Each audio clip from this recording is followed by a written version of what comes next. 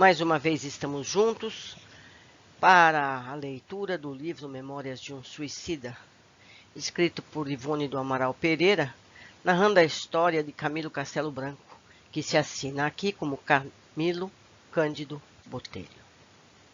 Hoje vamos ver o capítulo 5º da segunda parte, Prelúdios de Reencarnação. Na verdade te digo que aquele que não nascer de novo não pode ver o reino de Deus. Não te maravilhes de ter dito, necessário vos é nascer de novo. Quem disse isso foi Jesus Cristo. Está no Novo Testamento, João 3, 3 e 7. O departamento de reencarnação localizava-se no extremo da colônia correcional Maria de Nazaré, limitando as regiões propriamente consideradas espirituais ou zona educacional. E isso será facilmente compreendido ao raciocinarmos que, tanto na zona inferior como na regeneradora da colônia, batiam à sua porta frequentemente grupos de pretendentes aos grandes testemunhos do estágio da carne, isto é, da reencarnação planetária. Compunha-se o importante núcleo de serviços das seguintes seções, todas exercendo funções destacadas, conquanto interdependentes. 1. Recolhimento. 2. Análise. É um gabinete secreto inacessível aos visitantes. 3. Programação das recapitulações. 4. Pesquisas. 5. Planejamento dos envoltórios físico-terrenos. 6. Laboratório de restringimento. É também um gabinete secreto inacessível aos visitantes. Começava então a aparecer o elemento feminino, pois grande parte dos obreiros e funcionários que ali dedicavam energias era composta de espíritos que se engrandeceram na hierarquia espiritual e insistindo nas encarnações em corpos femininos. Todavia, os postos chaves, assim como direção-geral do departamento, ainda cabiam a iniciados da pleiade brilhante que conhecemos. Os transpomos os seus limites demarcados por muralhas intransponíveis para visitantes não credenciados. A luz suave do sol ofereceu-nos grata surpresa, pois deu-nos a contemplar os primeiros tons coloridos que nos foram dado perceber em 4 anos de hospitalização. Eles ficavam só na parte que tinha neve. Com surpresa, verificamos tratar-se de metrópole movimentadíssima, onde se elevavam edifícios soberbos em apurado estilo hindu. A Índia lendária, de tão sábias sugestões, surgia naquelas avenidas pitorescas e encantadoras, parecendo convidar à meditação, ao estudo, ao elevado cultivo das coisas sagradas, da espiritualidade, dos destinos da alma. Eu faço aqui um parênteses, como já não foi dito em capítulos anteriores, por que tantos indianos? Porque a Índia cultua, conhece, desvenda os processos de reencarnação há milênios. É uma raça, é um povo em que a reencarnação é tida como a coisa mais natural do mundo.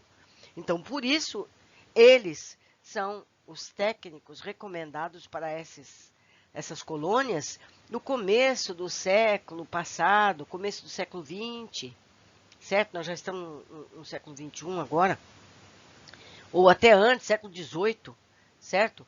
Porque essa colônia é muito antiga, não é verdade? Continuando.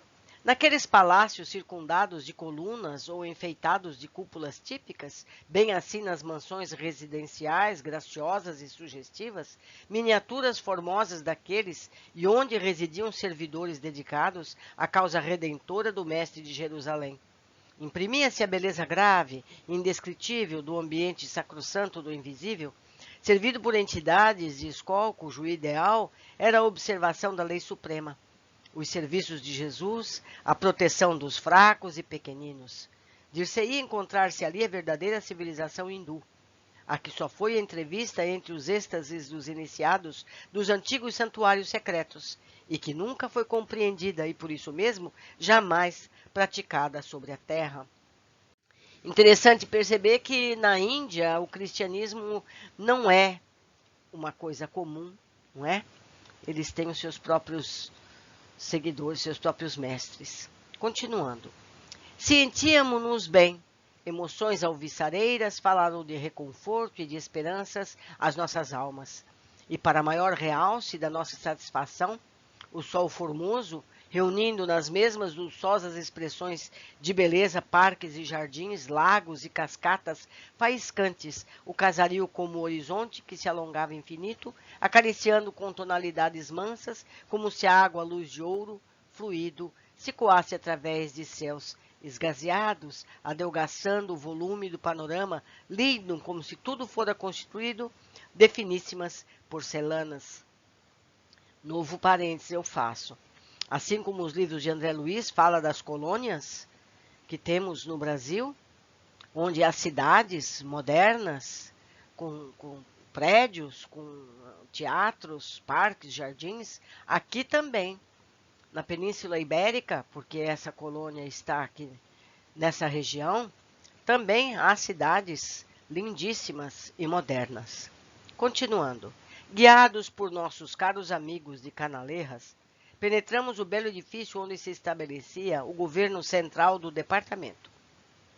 A bondade e a gentileza do eminente governador, iniciado irmão Demétrio, houveram por bem conceder-nos até mesmo um instrutor local, capacitado a prestar esclarecimentos possíveis à nossa assimilação de iniciantes na vida espiritual.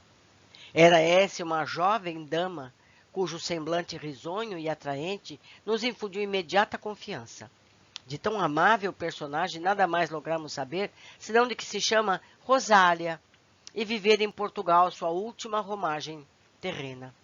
Fazia-se dispensável a presença de Carlos e Roberto. Entregaram-nos, pois, aos cuidados de Rosália e despediram-se a fim de atenderem a labores mais urgentes, com a promessa de virem ao nosso encontro para o retorno ao pavilhão onde residíamos. Reuniu-nos a dama em seu redor e, centralizando o grupo, disse-nos, já descendo as escadarias do edifício: Principiarei a pequena tarefa ordenada por nosso querido chefe, irmão Demétrio, meus caros amigos, adiantando-vos ser imensamente grato ao meu coração o servir vossa instrução, tal o fizesse a irmãos estremecidos. Sinto que louvável desejo de examinar para aprender e progredir floresce em vossas mentes. Por isso mesmo auguro-vos com um pensador futuro no âmbito de nossa agremiação, cuja finalidade é servir para engrandecer o próximo carente de amor e auxílio. Todavia deixo de apresentar quaisquer felicitações, porque seriam prematuras. Almejo antes para vós o alento misericordioso do alto, a fim de ajudar-vos na permanência dos bons propósitos atuais. Agradecemos, encantados. Seguimos caminhando por uma daquelas magníficas avenidas orladas de tufos e caprichosas folhagens, enquanto iam e vinham, cruzando conosco funcionários e obreiros apressados, apresentando grande animação ao ambiente. Singular silêncio continuava a reinar nesse novo núcleo, tal como sucedia nos demais já conhecidos, o que não deixou de despertar nossa atenção. A jovem senhora continuou, enquanto sensível corrente de superioridade se desprendia de sua personalidade, infiltrando-se em nosso âmago e assim despertando as melhores atitudes de respeito e veneração de que lhe éramos capazes.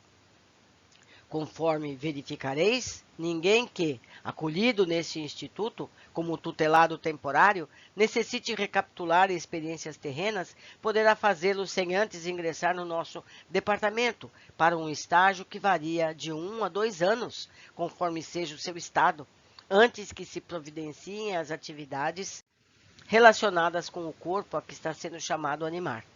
Diariamente comparecem aqui espíritos ansiosos por voltarem ao teatro das próprias quedas, pressurosos de repararem o passado, cuja lembrança os desespera, de expiarem faltas, de recapitularem o drama íntimo, a fim de conseguirem vencer o remorso esmagador que lhes extorce a consciência, fantasmas sangrentos de si mesmos, atados ao infamante resultado do suicídio. Obtendo o beneplácito do templo para a reencarnação que traz em mira, o qual, por sua vez, já o recebeu do mais alto, onde paira a direção soberana da legião, o pretendente, Apresentando-se a chefia desse departamento, será encaminhado primeiramente à seção de recolhimento, onde se farão seus registros relativos à terra, e em cujo internato será admitido sob os cuidados paternais de guias que o assistirão fielmente a partir daquela data, acompanhando-o incondicionalmente e sem esmorecimentos durante sua via crucis, entre aspas, expiatória dos proscênios terrenos. Resolvido o primeiro problema, acudirão aos técnicos da seção de análises, os quais deverão estudar naqueles internos as tendências características, fazendo-lhes pormenorizadamente a psicologia. Sua alma, seu ser, os resfolhos mais remotos da sua consciência serão perscrutados por esses criteriórios operários do Senhor, os quais, invariavelmente, por serem iniciados superiores da falange brilhante, se encontram à altura da delicada incumbência. Para isso, servindo-se das faculdades magnéticas superiores que possuem, obrigam o paciente a desdobrar as páginas do livro imenso da alma, nele recapitulando o pretérito, e assim se revelando tal como realmente é. Pois ficais sabendo, caso ignorais ainda, que todas as criaturas trazem a história de si mesmas, impressa em caracteres indeléveis no labirinto do ser, sendo capazes de, em determinadas circunstâncias, revivê-la em minúcias e dá-las a outrem para igualmente examinar, sem que encontrem presa aos laços carnais, quer estejam deles libertadas. Existe exceção, no entanto, para os asilados do manicômio. Estes, infelizmente, reencarnarão tais como se encontram.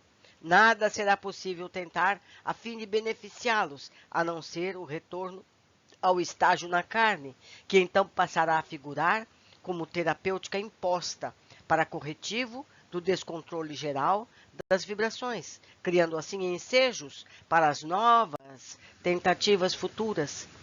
Essa terapêutica balsamizada pela prece, que diariamente lhe será ministrada em correntes simpáticas, dulçorosas e benéficas, partidas daqui em seu favor. É tudo quanto, no momento, lograrão aqueles infelizes obter, não obstante o grande desejo que temos de vê-los serenos e ditosos. Novamente, eu faço aqui um parênteses. Quer dizer que essas almas que estão no manicômio, que vão ter uma encarnação imposta, uma encarnação direta, sem escolhas, eles contam com preces diárias em favor deles. Então, ninguém está desassistido. Então, eles vão ter uma vida difícil, resultado de tudo o que praticaram, e que não aceitam por estarem no manicômio, eles são pessoas difíceis, mas eles vão contar com as preces, que vão ajudá-los. Muito interessante. Continuando. Uma vez concluídos os trabalhos analíticos do caráter de cada um, os mesmos técnicos farão relatório do que verificarem, minucioso e rigorosamente exato, passando então o caso à sessão de programação das recapitulações. Pelo exposto, tereis compreendido que estas análises, justamente, serão indispensáveis por fornecerem o cabedal para o programa da existência a seguir. Os méritos, os deméritos do reencarnante, as quedas pretéritas mais graves e que, por isso mesmo, mais urgência exigirão de reparação. As concessões balsamizadoras que lhe possam fazer na urdidura a fim da existência projetada será estabelecida através da investigação descrita. Preciso será esclarecer, todavia, que tão importante elaboração destaca-se em duas partes distintas, ocasionando sensível diferença na forma de operar. Será dificultosa, exigindo até várias experiências, torturantes mesmo, até para o próprio operador, quando o condenado à galé da carne provém da zona inferior da colônia, isto é, dos departamentos hospitalares, assim como das prisões da torre, ao passo que será simples revisão para efeito de técnica, constatação indispensável nos relatórios quanto ao precedente seja sido interno do instituto propriamente dito, ou seja, da região regeneradora, onde se efetivam os estágios para a reeducação, o colégio da iniciação, etc., para os quais não tardareis a ser encaminhados, De qualquer forma, este trabalho será grandemente facilitado pelos informes derivados do templo e pelo concurso dos guias missionários indicados pelo astral superior, sem a presença dos quais, absolutamente, nada será tentado para a finalidade da reencarnação. Estabelecida a programação, concluído o esboço das lutas expiatórias ou reparadoras do reencarnante, de acordo com suas forças de resistência moral, possibilidades de que se disponha para a vitória, previstos os empreendimentos que possa concretizar a par das expiações, as realizações para que possua capacidade, as facilidades que deve encontrar pelo caminho, justo efeito dos méritos anteriormente conquistados, ou as dificuldades que, a seu próprio benefício, vem a deparar durante o desenrolar da existência, justa consequência de deméritos que, arrastando o mal passado, firmado enfim o panorama da vida que o espera dentro da reencarnação terrena, que tanto lhe convém, e a qual, geralmente, tão desejada é pelo próprio pecador batido pelo arrependimento, será o belíssimo trabalho, verdadeira epopeia sabiamente traçada, encaminhando a direção geral da colônia, que o examinará.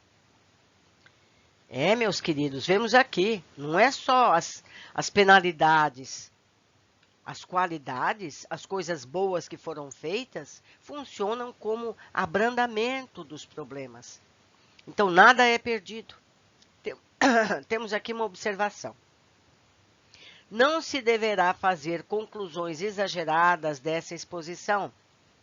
Antes da encarnação, o espírito poderá escolher as provas da pobreza, por exemplo, sujeitando-se então às peripécias, às desgraças, às tragédias que diariamente sacodem o globo, fazendo da humanidade como joguete de forças cegas e superiores, são dirigidas por uma fatalidade irreprimível? Fica aqui uma nota da médium. Existem casos em que serão necessárias emendas.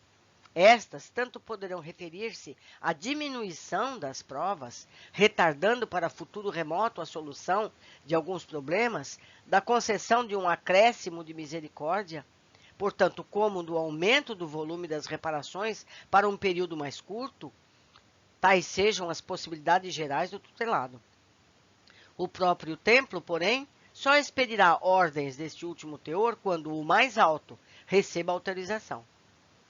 Como, no entanto, guias missionários do penitente, assim os técnicos do Departamento da Reencarnação, são espíritos de elevada linhagem nas regiões virtuosas do além, portadores de grande saber e gloriosa inspiração a serviço da causa da redenção humana, geralmente os programas estabelecidos por eles conquistam o beneplácito do governo geral da legião a que pertencemos, o qual, por intermédio do templo, autoriza a preparação do aparelho físico terreno para o aprendizado na crosta do planeta. Havíamos estacionado sobre as frondes do arvoredo, ao longo da avenida por onde palmilhávamos, e ouvimos tais exposições, interessadíssimos, lembrando-nos ainda das notícias que nos forneciam certos livros antigos sobre as aulas ministradas por Pitágoras, Sócrates e Platão, rodeados de discípulos e mais ou menos baseadas em princípios análogos à sombra de cortinados dos plátanos nos parques de Atenas. Pensativo, interveio Belarmino, que sorvia as palavras de Rosália com manifesto fervor. Depreender-se-á de vossas asserções, minha senhora, minha irmã, que os dramas da vida humana, do grau de pobreza que lhe convém acarretar para a sua existência, não se inferirá, portanto, que no além-túmulo houvessem sido discriminados minuciosamente todos os detalhes e acidentes da pobreza prevista. Se houver de cegar ou tornar-se mutilado, isso virá a acontecer sem que se torne necessário apontar na programação feita antes da volta do corpo carnal o acidente ou enfermidade que conduzirá ao estado conveniente de provação. Isto é o que se depreende das obras básicas da doutrina. Sorrindo com encantadora singeleza, a lúcida serva de Maria retrucou, enquanto acenava convidando-nos a subir a escadaria de nobre edifício, rodeado de colunas e velado por aprazíveis rendilhados de arbustos floridos e arvoredos frondosos, em cujos pórticos se lia esta simples inscrição: recolhimento. Não, meu amigo, o senso indica que não poderá a humanidade ser regida pela cegueira de uma fatalidade abominável. Deveríeis antes ter compreendido que aquilo a que chamareis fatalidade não é senão o efeito de uma causa, que o próprio homem criou no enredo das ações praticadas na terra, quando nela viveu divorciado do bem, da moral, do dever, ou no além, como espírito desnorteado da lei, embrutecido nas trevas de que se rodeou, pois é ele mesmo, através dos atos bons ou maus que pratica, que determina a natureza consoladora ou punitiva do próprio futuro. A fatalidade existirá, se assim o quiserdes, não cegamente, reduzindo a humanidade a mero joguete, mas como sequência lógica, inteligentemente corretiva de desvios delituosos programada por seu próprio livre-arbítrio, ao preferir o erro dos ditames da razão e da consciência. Tratando-se, pois, de um corretivo, esse estado de coisas desaparecerá no momento em que se corrigir a causa que lhe forneceu origem, ou seja, o traço inferior da maldade em que se estribam os atos praticados.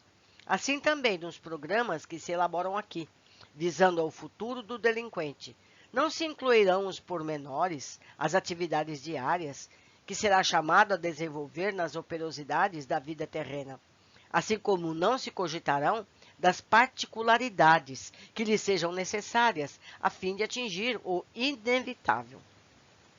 Apenas os pontos capitais serão por nós anotados, os que constituam reparação. Trechos decisivos, sequências que marcarão justamente a lógica dos antecedentes acontecimentos, isto é, da causa.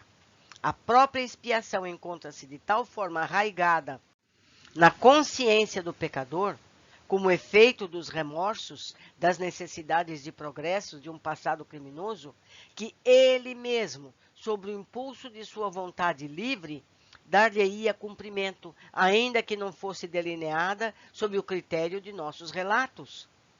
Convém, porém, que assim o façamos, porque entregue a si mesmo, resvalaria para excessos prejudiciais, criando possibilidades desastrosas.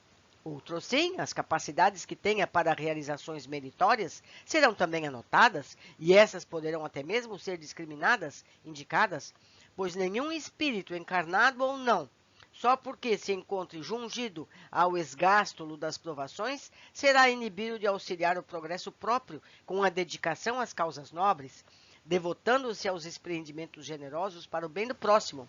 Ele, porém, o reencarnado, será livre de efetuar ou não aquelas realizações que antes da reencarnação, quando se preparavam as linhas para seu futuro, se comprometeu a atender. Será livre, sim, mas no caso de se desviar do compromisso assumido, grandes pesares o angustiarão mais tarde, ao sentir que, além de ter faltado com a palavra empenhada com os seus guias, deixou de se aureolar com méritos que muito poderiam ter abreviado as caminhadas ríspidas das recapitulações a fazer. Como vê, meu amigo, não se trata de fatalidade, senão encadeamento harmonioso de causas e efeitos. Um exemplo brutal que podemos dar. Se a pessoa sobe num lugar alto e pula de lá, qual é a consequência inevitável? Ele vai se machucar. Então, quando uma pessoa comete um erro, é inevitável que ele vai ter que corrigir esse erro. Então, não é fatalidade, é consequência, não é? Continuando. Penetramos vasta antecâmara cujas portas jamais eram trancadas, velando-se apenas o ingresso no interior que cada uma com discretos resposteiros de suavíssimo tecido azul celeste. O silêncio era impressionante. Continuou ali, despertando nossa atenção, fazendo-nos julgar o nobre edifício imerso em solidão. Aroma delicado e sugestivo. No entanto, emprestava encanto indefinível a esse interior cheio de atrativos, onde luz docemente alourada penetrava por ogivas graciosas engrinaldadas de rosas brancas.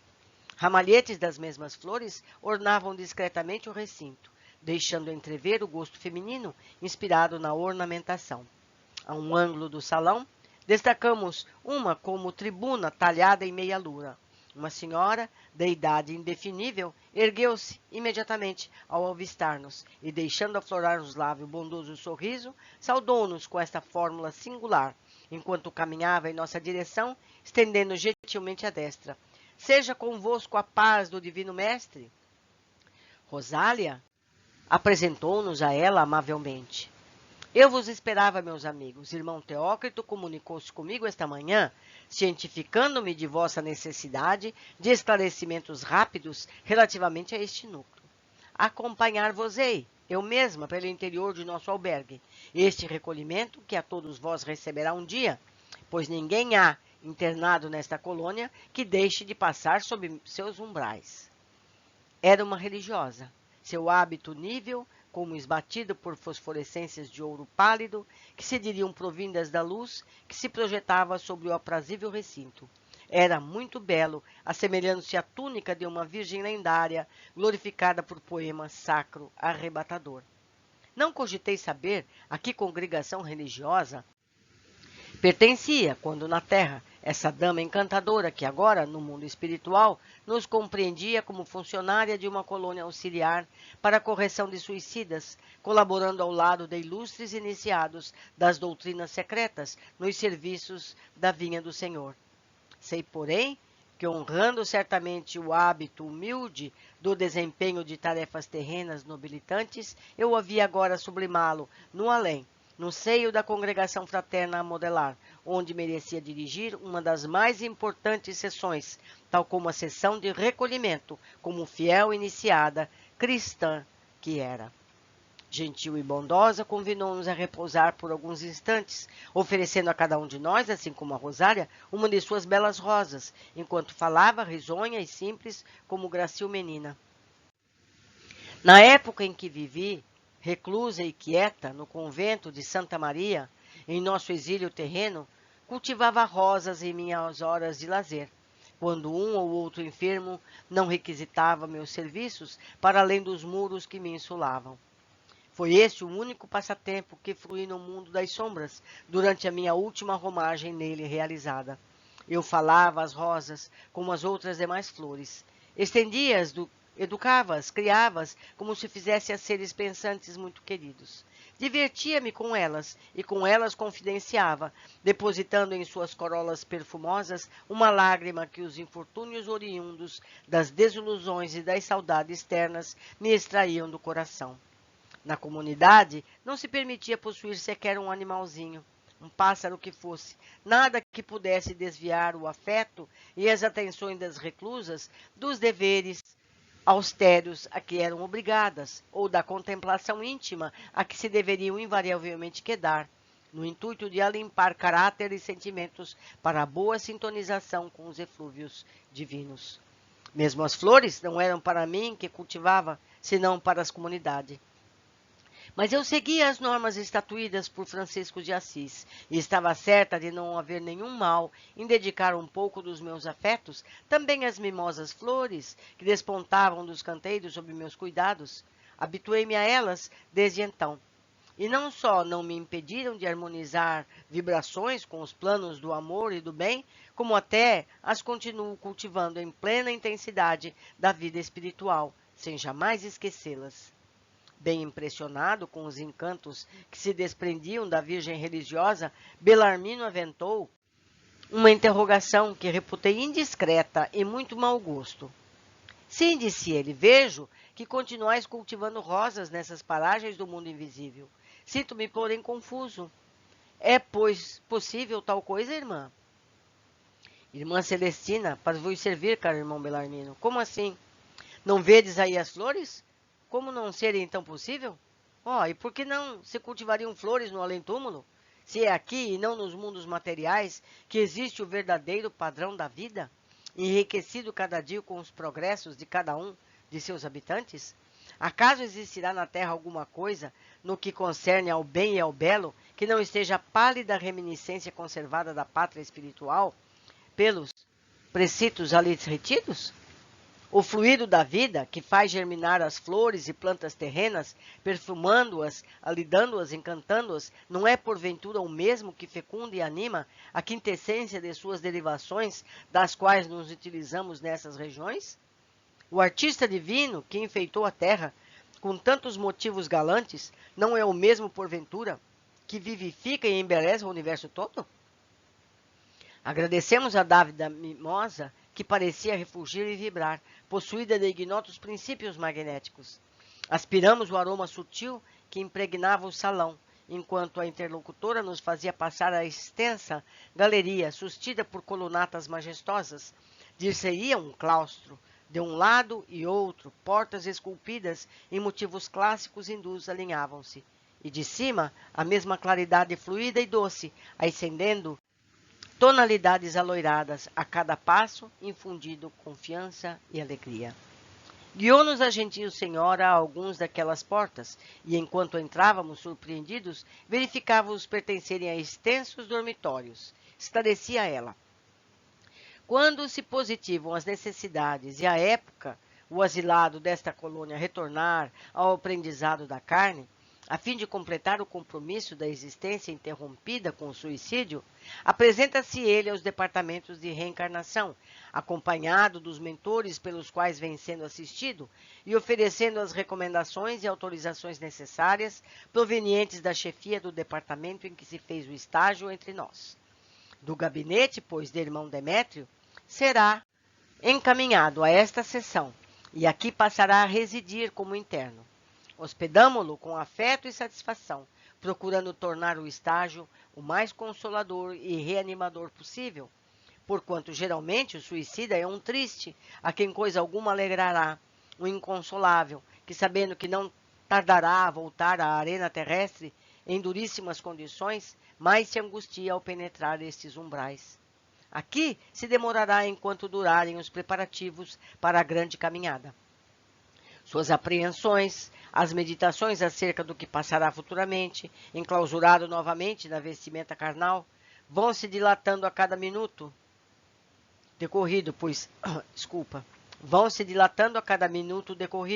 pois ele não ignora, antes percebe com clareza o que o aguarda na arena em que deverá representar o heróico papel daquele que se deverá habilitar para a conquista de si mesmo, para os planos do verdadeiro bem. Tal estado de ansiedade, agravando-se à proporção que vão formando os preparativos, torna-se verdadeiramente angustioso, provocando lágrimas frequentes de seus corações dilacerados pelo arrependimento, pelo temor, pelas saudades. Pois desde o dia em que um pretendente à reencarnação transpõe os umbrais do recolhimento, despede-se da colônia ou do instituto, dos mestres que o instruíram, dos companheiros e amigos que ali adquiriu, só os reencontrando mais tarde, ao findar o exílio. É bem verdade que, uma vez reencarnado, não estará destes separado, tal como à primeira vista se poderia supor. Ao contrário, continuará alvo das atenções de quantos por ele zelaram durante a internação na colônia, porquanto a permanência no plano físico não diminuirá o dever destes para com ele, nem estará por isso desligado dela.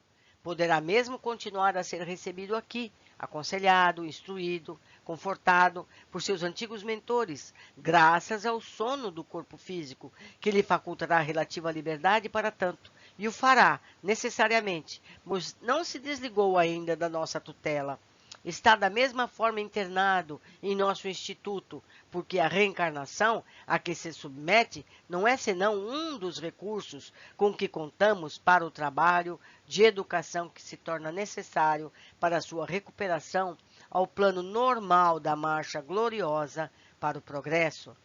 Mas eles sabem que, uma vez de posse do pesado fardo de limo terrestre, já não serão tão lúcidos, esquecerão o convívio fraterno, as benfazejas bênçãos da presença daqueles que lhes foram, como anjos tutelares, a enxugar-lhes as lágrimas da desgraça e por isso se angustiam e sofrem. Eu e meus auxiliares velaremos por eles aqui. Eu e meus auxiliares velaremos por eles aqui no recolhimento, ajudando-os à readaptação às coisas da terra. despertando-lhes o gosto pela existência no seio generoso do planeta, tão bem dotado pela sabedoria do Todo Misericordioso, e que só os desvairios do homem tornaram inclemente e ingrato. Pois convém não esquecer que o suicida desencarnou-se da permanência da sociedade terrena. Ele a detesta e quisera afinar-se com outra que lhe falasse melhor aos anseios íntimos. Muitos, apavorados com as perspectivas das expiações, que só passam a conhecer minuciosamente depois que aqui são internados, arrependem-se do intuito que traziam e, acovardados, pedem para dilatar um pouco mais a época do renascimento, no que são atendidos. Em lágrimas, são reconduzidos então ao local de onde vieram, os entregues a seus autores locais, seus tutores locais, lá ficando sem outros processos, até que se decidam ao único recurso que lhes conferirá, com efeito, possibilidades de dias melhores, a reencarnação. Uma vez aqui recolhidos, porém, não permanecerão inativos, à espera de quem lhes prepare a moradia terrena do futuro. Com seus instrutores, trabalham nos preparativos para o renascimento próprio. Colaboram no exaustivo labor das pesquisas para a escolha dos genitores que melhor convenham à espécie de testemunhos que deverão apresentar à frente das leis sacrossantas que infringiram, porquanto geralmente os suicidas não reencarnam para expiação nos círculos de afetos que lhes são mais caros, e sim fora deles. Olhe só que informação importante. Estudam, sob orientação dos guias missionários, a programação de suas atividades na Terra, aprendendo numa espécie de aula prática, fornecida através de quadros inteligentes e movimentados, nas quais cenas teatrais ou cinematográficas, a desenvolvê-las, realizá-las, remediá-las, levá-las à finalidade heróica, agindo com acerto e prudência. Viajam assiduamente à Terra, onde se demoram, sempre acompanhados de seus tutelares generosos, procurando orientar-se nos hábitos a que terão que se adaptar, conforme sejam os ambientes em que se arrastarão, a condenação vergonhosa que consigo levam. Porquanto a eles mesmos convém que se resignem à situação antes do ingresso no corpo carnal, para que não sintam demasiadamente ardente a mudança dos hábitos que a convivência conosco forneceu. E depois das pesquisas ultimadas e escolhido o meio familiar em que ingressarão, demorar-se-ão ainda em torno dos futuros pais, procurando com eles se afinar, conhecê-los melhor, adaptarem-se aos seus modos, principalmente se couber como punição ou necessidade para o progresso, a difícil situação de aceitarem para o renascimento um meio hostil, onde existirão apenas, rodeando-os no decorrer dos dias, inimigos de existências pretéritas, espíritos estranhos, indiferentes, portanto, aos infortúnios que os sacudirão.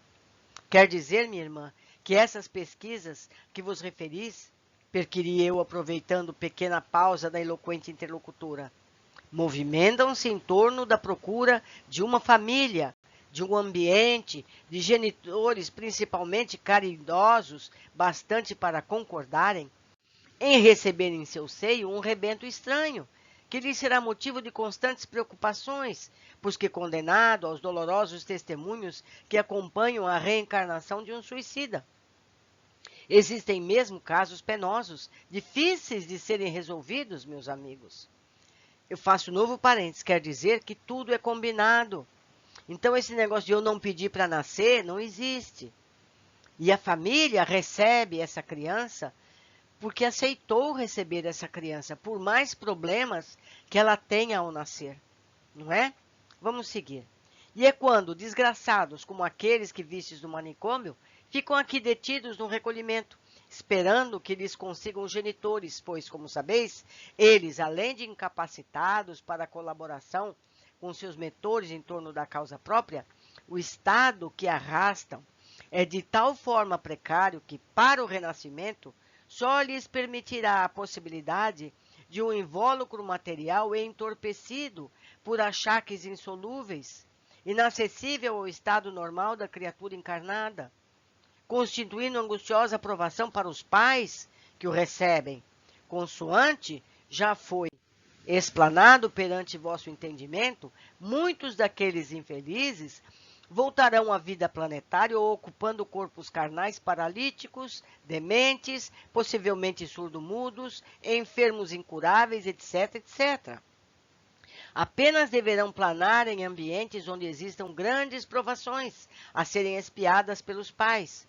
Então, seus guias e dedicados mentores estabelecem com aqueles que têm possibilidade de se tornarem genitores e possuam débitos gravosos a solverem perante a divina justiça, comoventes convênios, acordos supremos como esses, ou seja, esses pais que vão receber essas crianças com problemas físicos e mentais, também são devedoras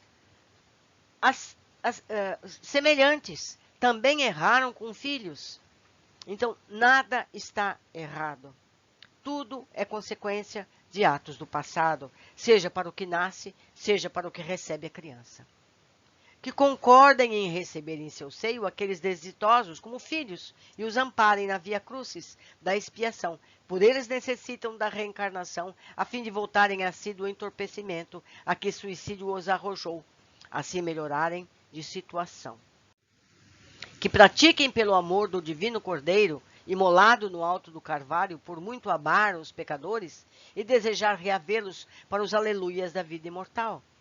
Tão sagrada a caridade, porque a suprema lei do amor ao próximo lhes conferirá o mérito da boa obra, favorecendo-lhes oportunidades dignificantes para realizações rápidas no plano da evolução, para os estados compensadores e felizes. Ou seja, essas famílias que vão receber essas crianças passarão a ter créditos, passarão a ter méritos para a vida presente ou até futura. Que consintam em se tornarem temporariamente agentes da Legião de Maria, agasalhando em seu lar generoso os pupilos seus, um dos mais infelicitados pelo passado pecaminoso, até que finde a expiação necessária, a qual lhe sobrou uma lição pavorosa do suicídio. Pois determina a lei que a caridade cubra uma multidão de pecados.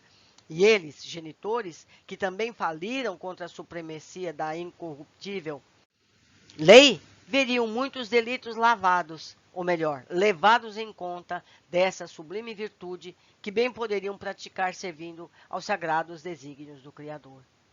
No entanto, meus amigos, se alguns bondosamente concordam em se desincumbirem da honrosa com a amarga tarefa, outros existem que as rejeitam, preferindo reparar as próprias faltas até o último ceitil, a contribuírem com seus préstimos para que um desses infelizes repare as consequências do gesto macabro que preferiu, sobre um teto amoroso e honradamente constituído.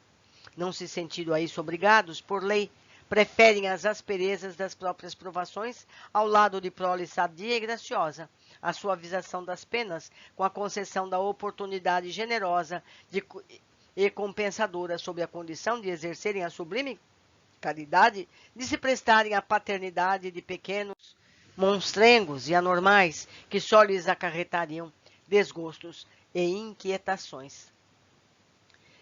Meus queridos, a gente vê isso mesmo. Famílias que têm essas crianças e as largam, as abandonam, ou nem as aceitam para reencarnarem, quando poderiam aceitá-las e com isso ter os seus débitos diminuídos. Continuando. E como, pois, reencarnarão esses miseráveis companheiros de desgraça, ó Deus do céu? Como nós reencarnaremos então, nós, a quem tudo faltará, até mesmo pais? Inquiri impressionado, ansioso, lembrando-me de que eu voltaria ao corpo certamente cego, Mário sem as mãos, Belarmino enfermiço e infeliz desde o berço. Obtereis novos informes na sessão de pesquisas, meus caros irmãos. Por agora, porém, visitemos essas dependências que também a vós abrigarão um dia ao iniciardes as jornadas reparadoras. Meus queridos, devemos dar graças ao que temos. Seja lá o que tivermos, porque sempre é uma bênção. Seguindo, era o recolhimento como enorme internato, compondo-se de 4 pavimentos bem distintos, conquanto não existissem quaisquer diferenciações nas disposições internas. No primeiro, reuniam-se espíritos provenientes de regiões menos infelizes da colônia, ou seja, os internos e aprendizes do Instituto, já iniciados na ciência da espiritualidade propriamente dita. No segundo, permaneciam os abrigados do Hospital de Maria de Nazaré, que preferiram reencarnação imediata, bem assim os do isolamento, ao passo que o terceiro abrigava os prisioneiros da torre. O quarto era reservado aos do manicômio. Ao elemento feminino, reservava-se hospedagem idêntica, localizada, porém, em sítio vizinho ao nosso, em edifício separado. Quer dizer, aí separam-se os homens das mulheres nesse processo todo. Celestina levou-nos a tudo esmiuçar. O reencarnante seria ali registrado. Seu nome, local onde nasceria, a data do acontecimento, o nome dos pais, o período que deveria passar investido da existência planetária, etc, etc. Tudo em torno dele ficaria modelarmente arquivado. Então, meus amigos, até quantos anos de vida está ali anotado, certo? Então, o suicídio é sempre um erro, é sempre um crime contra esse processo todo feito. Os internos viviam ali irmanados por idênticas preocupações, orientados por assistentes incansáveis, que tudo tentavam a fim de vê-los vitoriosos nas pelejas dos testemunhos das lides terrenas. A qualquer parte a que as obrigações do momento os requisitassem, isto é, na Terra, os gabinetes de análise, onde eram submetidos à melindrosa intervenção, já descrita, as sessões de programação, as recapitulações e as pesquisas, seria o recolhimento o ponto de retorno, para onde convergiriam todos até o término dos preparativos e para onde gravitariam mais tarde, quando extinguida a existência corporal, para que, então, se preparavam. Estes, isto é, os preparativos, frequentemente se dilatavam por algum tempo, exceção feita aos pupilos do manicômio, cujas providências para o retorno à gleba terrestre eram sucintas, resumindo-se quase exclusivamente aos trabalhos de pesquisa. Uma vez concluídos os penosos prelúdios, adivinham as fases das realizações. Era quando a chefia do departamento expedia ordem à direção do laboratório de restringimento para iniciar a operação magnética necessária ao caso do renascimento, assim como a respectiva atração para o feto, cujos elementos biológicos já se encontrariam em processo de desenvolvimento no óvulo fecundado, no santuário das entranhas maternas, os quais mais não seriam, então, do que prosseguimento do mesmo laboratório, uma como dependência temporária ou de emergência do departamento de reencarnação, sujeita à vigilância dos técnicos incumbidos no magnificente serviço dos guias missionários do espírito, que, assim constrangido e restringido em suas vibrações normais, ia modelando o corpo à proporção que se adiantava o fenômeno da gestação. E explicaram-nos ainda que o molde ideal para se definir a forma desse feto em elaboração seria justamente o corpo astral que no momento trazíamos, o perispírito, o que amplamente ao nosso entendimento esclareceu quanto ao que viria a ser o futuro corpo que ocuparíamos, estruturado sobre o magnetismo doentio de vibrações oriundas de grandes e desgraçados como nós, segundo o que com efeito já nos haviam participado os pacientes mentores. Faço um novo parênteses aqui para recomendar. Nas obras de André Luiz, temos lá o caso do renascimento de Segismundo, onde todo esse processo é detalhado. Nós podemos ver um caso em que isso foi feito passo a passo, até a ligação de Segismundo em sua futura mãe. E quanto a perispírito, existe um trabalho, chama o Perispírito, que está também no canal, em que vocês podem ver muita coisa a respeito do perispírito, certo? E existe um livro, Perispírito e suas modelações, que explica tudo isso detalhadamente. Vocês podem encontrar facilmente na internet como PDF, certo? Continuando. Não nos permitiram entrada no laboratório de restringimento, assim como não fora permitida a visita nos gabinetes de análises.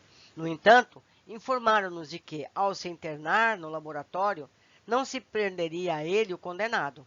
Ao contrário, poderosas correntes magnéticas que partiriam das próprias forças ilimitadas e divinas que mantêm o universo impeliriam-no para o corpo que deveria habitar, afinando-o com este ao mesmo tempo que harmonizava o seu perispírito ao daquela que consentira, voluntariamente ou constrangida, por um dispositivo da grande lei, em ser sua mãe, para que com ele sofrer e chorar as consequências dramáticas e irremediáveis do suicídio, de delitos graves e desonrosos, que durante a época desta atração, que se opera lentamente à proporção que a gestação progride, vai o condenado perdendo pouco a pouco a faculdade das recordações do próprio passado, uma vez que seu corpo astral sofreu restringimentos necessários ao fenômeno da modelagem do feto, coisa que se verifica também graças ao auxílio magnético e vibratório dos psiquistas, afeto ao delicado certame sobre a vontade e sobre as vibrações mentais do paciente, que à proporção que se adianta o estado da gestação no seio materno, suas vibrações mais e mais se comprimindo, vão calcando muito profundamente na organização astral as lembranças, as recordações, as impressões vivazes dos dramas dolorosos por ele vividos no pretérito, produzindo-se então o esquecimento imposto como acréscimo de misericórdia pelo legislador supremo, condoído das desgraças que adviriam se os homens pudessem recordar livremente os verdadeiros motivos por que nasci na terra em condições lastimosas, muitas vezes lutando e chorando no berço ao túmulo, que ao entrar para ali, inicia-se o seu amargurado ser como estado pré-agônico, fácil de ser compreendido em virtude do constrangimento que sofrem todas as suas faculdades e sua mente, as suas vibrações, que tal estado, muito penoso para qualquer espírito, torna-se odioso a um suicida, dado que sua organização astral se encontra angustiosamente abalada com o choque sofrido pela violência nele operada pelo suicídio, e no qual só será aliviado muitos anos mais tarde, quando se verificar o desenlace natural e lento das cadeias magnéticas que o prendem ao corpo, ao qual ele começa a estar ligado desde a intervenção no laboratório. Soubemos ainda que toda essa epopeia digna de uma criação divina será facilitada em seu cumprimento e suavizada em suas perspectivas quando o paciente demonstrar arrependimento sincero pelo mal passado que andou vivendo e boa vontade e humildade para reparar erros cometidos e progredir em busca dos beneplácitos dignificantes da consciência, pois então sua vontade se tornará maleável sobre a ação protetora dos guias desvelados, os quais, bem certo, todos os esforços empregarão a fim de levá-lo a sair vitorioso e reabilitado desse feio enredo de quedas e delitos contra a lei incorruptível do Todo-Poderoso. Passando assim por todas as dependências e obtendo a senhora da irmã Celestina, hora de Rosália, um ou outro chefe do gabinete, valiosas elucidações, chegamos aos recintos reservados à programação de recapitulações, cuja finalidade foi razoavelmente descrita nesse mesmo capítulo. Acrescentaremos apenas que, ao ingressarmos no confortável edifício, onde se estabelecia aquela sessão, fomos colhidos por agradável surpresa. Eram senhoras, jovens algumas, menos moçoilas mal saídas da infância, outras já em plena maturidade e até anciãs veneráveis, que compunham o corpo de funcionários, ativas, lúcidas, perfeitamente capazes do alto desempenho que lhes era confiado. Consultavam as notas provindas do gabinete de análises e as ordens do templo e traçavam com sabedoria o esquema fecundo da existência que conviria a cada pupilo da colônia que a terra voltasse em vestes carnais. Eram, porém, dirigidas por sábios iniciados e guias missionários de cada um, aos quais prestavam filial obediência. Conforme já foi assinalado, vimos que muitos dos próprios pretendentes colaboravam, esses mesmos mapas que constituíam nada mais, nada menos do que o extremo rosário de suas expiações, os dias de angústias que lhes arrancariam lágrimas escaldantes do oprimido coração, os testemunhos decisivos que todo delinquente sente necessidade de apresentar a si mesmo a fim de desagravar a consciência da desonra que entenebrece mormente um suicida, mais do que qualquer outro, inconsolável diante do abismo por si mesmo criado. Não pude conter, diante de um exemplar dos mesmos esquemas, verdadeiro compêndio de salvação que, ao ser observado, faria do pecador o homem ideal, convertido à sublime ciência do dever. Perquiri dirigindo-me a um dos ilustres técnicos que dirigiam um importante estabelecimento.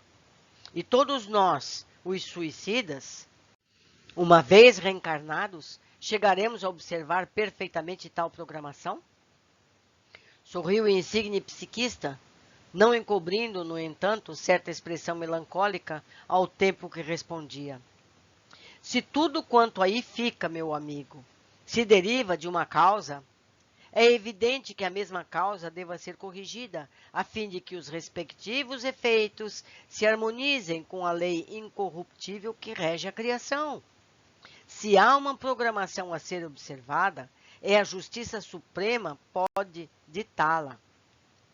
E por isso será observada, a despeito de quaisquer conveniências ou sacrifícios. A legislação que fundamenta os princípios desta instituição é a mesma que move o universo absoluto. Daí a serem as nossas determinações concordes com a mais perfeita equanimidade, o que equivale dizer que não será possível deixar de ser rigorosamente cumprida pelo penitente uma programação destas, uma vez que se ela existe, é porque o próprio paciente a originou com as causas que forneceu com o seu mal proceder. Ela, pois, existe com ele, está nele, tomando parte da sua personalidade, e será preciso que a observe para libertar-se do cortejo de sombras que sua inobservância em sua alma projeta. Aliás, ele pode observá-la, tendo para isso todas as possibilidades. Se nem sempre, porém, o faz, será porque se deixou novamente desviar da boa rota. Então, adquirirá novas responsabilidades e repetirá 2, 3, 4 romagens planetárias para que possa pagar, até o último ceitil, os débitos que haja adquirido para com a suprema lei, segundo a advertência do mestre insigne. A essa altura, despedimos-nos do amável cultivador de flores, deixando a sessão de programação de recapitulações para atingirmos o de pesquisas. Grande número de funcionários emprestava ali eficiente colaboração, sob a direção de um chefe, vários subchefes, pois os serviços haviam de ser elaborados por comissões compostas de 2 a 4 personagens e um dirigente, os quais recebiam incumbência da preparação de possibilidades para a reencarnação de determinado grupo de asilados. Havia, porém, como não ignoramos, escassez de trabalhadores, assim como foi que encontramos prestando valioso concurso a mais esse departamento algumas personagens nossas conhecidas de outras localidades, tais como o próprio Teócrito, dirigindo pequena caravana de investigações cujas operações se desenvolveriam, como sabemos, sobre a crosta terrestre, composta de seus discípulos Romeu e Alceste, Conde Ramiro de Guzmán, chefiando outra comissão, da qual faziam parte os 2 canalerras, Olivier de Guzmán, o emérito educador da torre, ao lado do padre Anselmo, irmão João, venerável do seu porte impressionante de oriental, e vários outros, eficientemente prudentes e esclarecidos para o desempenho de alta missão conferida. Reconhecíamos comovidamente a benevolência insofismável desses servos do meigo Nazareno, os quais, a exemplo do mestre, que tanto amavam, que não desdenhara em se apresentar à terra trajando a configuração humana, por servir à instrução de criaturas confiadas pelo Pai Supremo à sua guarda. Diminuíam-se também, detinham-se as próprias vibrações. Materializavam-se, tornando-se densos e quase humanizados, no intuito de servirem à causa esposada por aquele mestre inesquecível, incomparável. Admirava-nos o fato de merecermos da parte deles tão expressivas demonstrações de fraternidade, enquanto enternecidas nossas almas murmuravam ao nosso senso que cumpriria correspondêssemos a tão amorosas solicitações, dispondo-nos a atitudes passivas, dignas de tão nobres instrutores. Irmão Teócrito desviou-nos de tais cogitações, encaminhando-se até nós, saudando-nos após o que interrogou, sorrindo. Segundo o que venho observando, meus amigos, tendes aproveitado bastante as instruções que vos têm sido ministradas. Estou informado do vosso interesse por tudo, o que a mim causa excelente impressão, por prenunciar modificação compensadora em vossas resoluções e necessariamente em vossos destinos, que deduzis do quanto até agora observardes? Foi Belarmino de Queiroz e Souza quem se fez portador da opinião geral. Deduzimos, eminentíssimo irmão, disse com veemência, que se nos fora dado conhecer essas coisas quando homens, seria mais do que provável termos evitado o suicídio, conduzindo-nos por sistemas opostos ao que nos perderam. Quando o que a mim particularmente concerne, entendo que serei forte para as consequências que terei de arrostar destino em fora, até cobrir os déficits que me enxovalham a consciência. Ó, caro irmão Teócrito, conquanto sofra, sinto-me agora um outro homem, ou seja, um outro espírito. Acenderam-se em meu ser fachos de esperança inapagáveis, que me fortalecem e reanimam poderosamente, induzindo-me a partir em busca do futuro, seja qual for.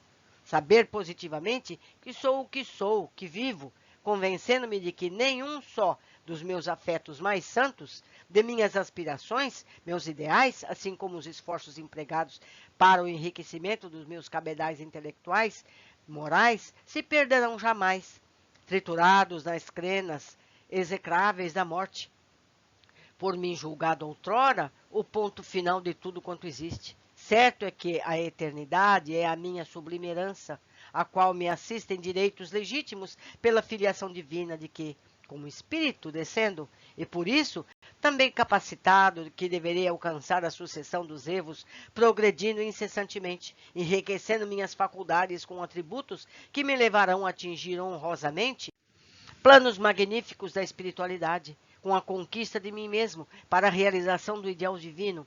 É para mim felicidade arrebatadora, que fará escurecer sacrifícios e lágrimas, domar fadigas, arrostar todas as consequências delituosas do passado, para só me ocupar da conquista do futuro, ainda que tenha que galgar calvários dolorosos, excruciantes. Jamais, como homem, concebi possibilidades de tornar-me herói de tão sublime epopeia. Estou disposto a lutar, irmão Teócrito, a lutar e sofrer para aprender, realizar e vencer. Sei o que me aguarda no embater das existências que se sucederão ao meu trajeto. Sei que horas amargas hão de sacudir-me as potências da alma, nos séculos que se dobrarão no carreio da minha jornada evolutiva. Mas não importa, não importa. Eu sou imortal, e se um Deus todo-poderoso me destinou a eternidade, será para a realização de um ideal sublime, cuja verdadeira perfeição escapa às minhas concepções, ainda bizonhas, de precito de uma colônia correcional. Não, porém, para errar e sofrer sempre, porquanto o Criador onipotente não se limitaria a deixar à sua descendência tão parcos recursos de ação. Ó venerável Teócrito, sinto-me inferiorizado ainda. Ainda não me despojei sequer dos bacilos que correram minha última organização animal, por mim destruída antes que o vírus da tuberculose terrível a apodrecesse de vez, enervado que fiquei ao vê-la nauseabunda e detestável. Sei que terei que voltar à terra muito brevemente, pobre, órfão, tuberculoso ainda, tolhido por decepções diárias. Precito a quem não acalentará o calor de uma só ilusão. Sei disso, mas estou disposto a tudo levar de vencida. Regozijo-me até com a severidade dessa justiça soberana, porque a lógica irrefragável que a proclama revela-a também oriunda de uma sabedoria que impõe com a força do direito, e curvo-me então resignado e respeitoso. Teócrito sorriu, passou complacentemente a destra sobre o ombro do interlocutor e observou paternalmente. Tens o verbo inflamado e luzido, meu caro Belarmino. E enquanto falavas, estive a pensar em como seriam belos os discursos que proferirias em tuas aulas clássicas de dialética. Que perseveres em tão formosas quanto edificantes resoluções são os meus mais votos sinceros. pois que assim sendo, os caminhos do progresso que serás compelido a realizar serão aplainados e fáceis de vencer. Todavia, não te deixes arrebatar demasiadamente pelo esplendor do panorama divino da vida que, a muitos outros antes de ti, ofuscou. A evolução do espírito para a luz é bela e grandiosa, não resta dúvida. A vida do homem, na sua incessante escalada para o melhor até o divino, é gloriosa epopeia, que honra aquele que a vive. Mas o trajeto é duro, meu amigo. Os espinhos e as urzes semeiam essas estradas redentoras, exigindo do peregrino da luz as mais ativas energias, os mais edificantes sacrifícios. Reconheço-te sincero, idealista, animado, que dignificante e boa vontade, e isso muito me satisfaz. Contudo, o entusiasmo por si só não levará ninguém à vitória real, senão à aventura duvidosa. Pondera na necessidade de te aprestares com armas morais sólidas para a travessia tumultuosa que te obrigarás a fim de conquistares o primeiro degrau dessa imensa espiral evolutiva do teu destino, e o qual há de ser, simplesmente, a própria existência, a próxima existência que tomarás na arena terrestre. Viesse de uma encarnação em que foste primogênito de família conceituada, no seio da qual não te faltaram atenções e respeito. Foste indivíduo culto, vivendo facilmente entre gozos e confortos vários, emprestados pelo ouro e pelas solicitudes insofismáveis de tua mãe terna e dedicada. Apesar de tudo isso, faliste, não suportando sequer as aflições de uma enfermidade física, patrimônio comum de toda a humanidade. Pensa agora, meu caro Belarmínio, no que será a tua vida, sendo tu, como desejas, órfão, pobre, doente, baldo de consolações e esperanças, perseguido por adversidade irremovível. Será também uma epopeia, não pequena e nem despida, de sublime grandeza, a ser vivida e vencida, pois tu queres vencer, porque será um calvário de redenção que deverás palmilhar, com resignação e dignidade, jamais entre revoltas e ultrajes da providência, porquanto isso empalideceria a vitória, se não a anulasse. Será necessário algo mais do que o entusiasmo, Belarmino, muito mais. Convém que te prepares antes da peleja iniciada. Mário Sobral aproximou-se, intranquilo como sempre. Dignai-vos atender-me um instante, irmão Teófilo. Aqui me tens, filho, dize tudo, confiante, que desejo tomar uma resolução. Tomei-a já, mas preciso ser auxiliado. Sinto-me um tanto desorientado. Bem sei, Mário, continua, tornou o enternecido diretor do Hospital Maria de Nazaré. Irmão Teócrito, quem é o responsável direto por mim nesta colônia correcional em que me vejo internado? Sou eu, Mário. Ainda bem. Espero assim encontrar facilidades para os projetos que me empolgam, Senhor. Irmão, por quem sois, apiedai-vos de mim. Não posso mais. Providenciai meu retorno à sociedade terrena. Quero ser homem outra vez. Quero defrontar-me com os ultrajes por mim mesmo levados a efeito no seio da minha família, a minha mãe. Deus do céu, a quem cobri de desgostos desde o berço até o túmulo, a minha esposa, a quem traicionei e abandonei as vicissitudes diárias, a meus filhos, os quais rejeitei e esqueci, a Eulina, quero forrar-me da obsessão exercida em minhas recordações pelo remorso do crime cometido contra aquela nobre mulher, ou melhor, contra aquela pobre mulher. Preciso esquecer, irmão Teócrito, ou acima de tudo esquecer a fim de lograr trégua, serenidade, para desenvolver ações apaziguadoras, capazes de amansarem as angústias que me aferventam a consciência. Tudo quero tentar a fim de que eu também progrida, já que a lei é progresso incessante para toda a criação, conforme as instruções que aqui recebemos. Quero espiar e reparar. A imagem humilhada e frágil de Eulina, indefesa sob minha brutalidade, debatendo-se na agonia malvada do estrangulamento entre minhas mãos, absorve minhas faculdades, anulando o ensejo para quaisquer outras ponderações, obsciando-me da ideia, enlouquecendo as fibras mais íntimas do meu ser. E eu preciso afastar-me da mente esse quadro satânico, a fim de poder sentir o perdão do céu orvalhar de esperanças a minha consciência inconsolável. Quero sofrer, irmão Teócrito. A trágica tormenta do vale sinistro não bastou. Não foi por Eulina que ali me debati, mas por mim mesmo, seguindo os escalões dissonantes do meu ato de suicídio. Prometi, de joelhos, à sombra dolorosa de Eulina agonizante, ser outra vez homem a arrastar uma existência do berço à velhice e ao túmulo, destituído das mãos que a estrangularam. Eu mesmo me darei tal punição como testemunho do meu sincero arrependimento. Não é o Senhor Deus que a impõe, não é a lei que me exige, sou eu que voluntariamente suplico ao Pai misericórdia, que me conceda como supremo reconforto a minha desventurança trânsfuga da sua lei de amor ao próximo, como supremo ensejo de a reabilitação em meu próprio conceito, já que a morte é quimera a iludir os incautos que se arrojam pelas brenhas do suicídio. Sim, passarei sem as mãos que serviram para assassinar pobre mulher indefesa, que se volte contra mim o crime cometido contra Eulina. Que eu me veja tão indefeso, destituído das mãos, como Eulina destituída das forças, naquela noite abominável, acometida de surpresa ante minha ferocidade. Creio, irmão Teócrito, que somente assim obterei alívio, para depois encarar de frente os demais débitos a serem saudados, com a ajuda paternal de meu Deus e meu Criador.